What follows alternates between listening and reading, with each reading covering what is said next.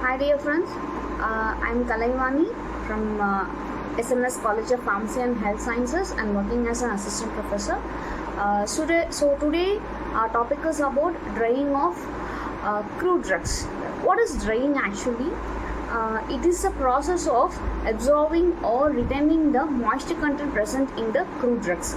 Before marketing each and every product, that is a medicinal plant which is collected for the raw material purpose, which is going to be formulated into a herbal product, should be dried to the purpose of preserving it properly and to maintain its pharmaceutical elegance.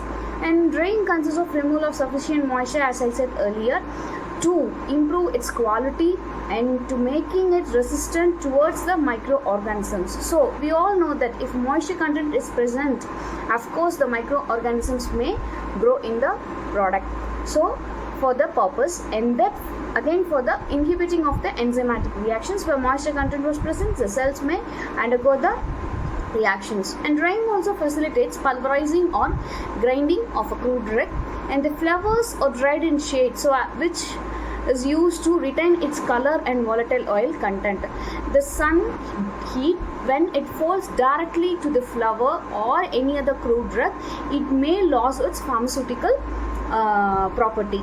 That is the constituent phytoconstituents, that is phytoconstituents pharmacological action may reduce. So depending upon the crude drugs, the drying methods will also be varies. So we are having two types of drying, that is natural drying and artificial drying. And in natural drying, it is classified only as, that is sun drying. We all know that there is no other than that, the natural drying. And coming to the artificial drying, there is of three types, that is tray dryers, vacuum dryers and spray dryers. So what is natural drying, that is sun drying? Let's see.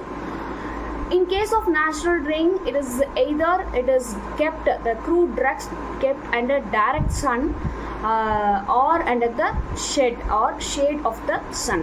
So if the natural color of the drug like digital is clove, senna, and the volatile principles of the drug like peppermint are to be retained, so drying in shade is preferred. And if the contents of the drugs are quite stable to the temperature and sunlight, then it may be directly kept under the sun. That is, the direct heat of the sun may fall onto the crude drugs.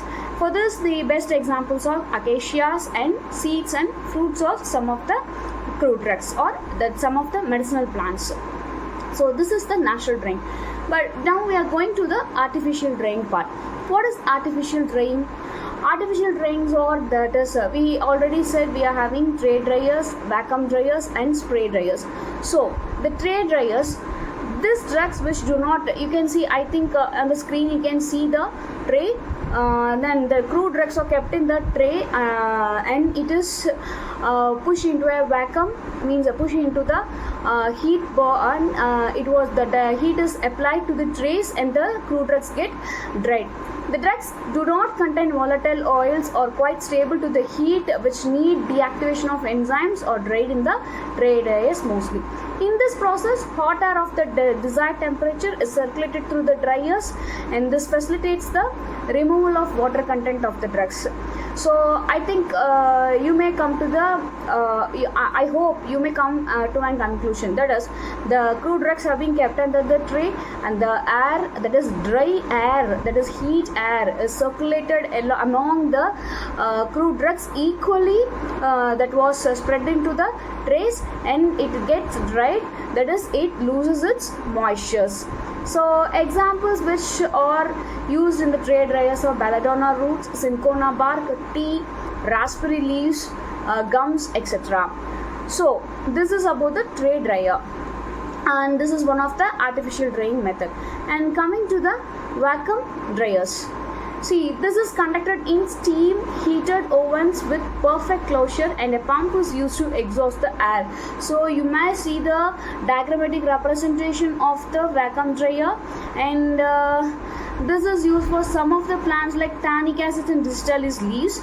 Example means the low pressure is maintained within the oven, which ensures the rapid and complete drying. That is, it should be maintained in a low pressure and the dry air or the steamed air is circulated equally among the crude drugs, and it is getting complete dried without losing its volatile contents, that is pharmaceutical product, that is phytoconstituent active constituent level or its own nature.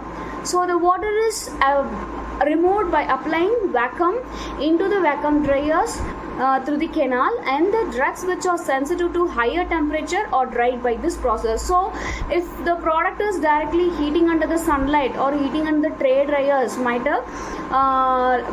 while it loses its volatile contents of phytoconstituent active constituent levels, so thus these types of crude drugs will be dried under the vacuum drying. And it is independence of climatic conditions. In all climatic conditions we can of course use the vacuum dryer, since it is a indoor process, and cleanliness and freedom from odor and dust is maintained in this vacuum dryer process.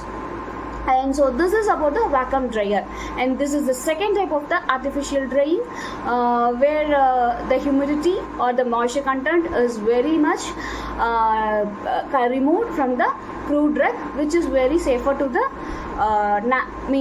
formulation process. And coming to the spray dryers, it is somewhat different from the vacuum drying as per tray drying. Few drugs which are highly sensitive to the heat or steamed or some of the temperature, it may be here the spray drying method is used. This technique is followed by quick drying of economically important plant or animal constituents rather than the crude drugs.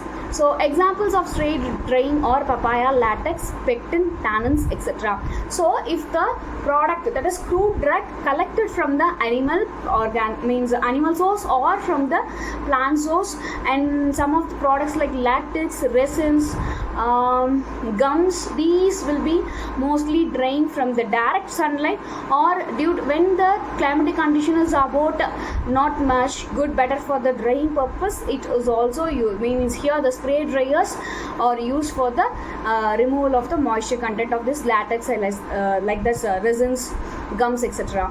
And some pectin, tannins is also, that is amino acid presence or protein contents of the process, means parts should not be get damaged, then it is used under the spray drying dryers. So I think you are seeing the diagrammatic representation of the spray dryer.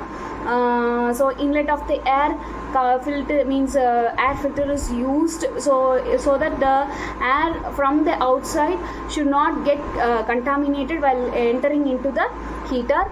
And the feed is used, and drain chamber was very much well designed.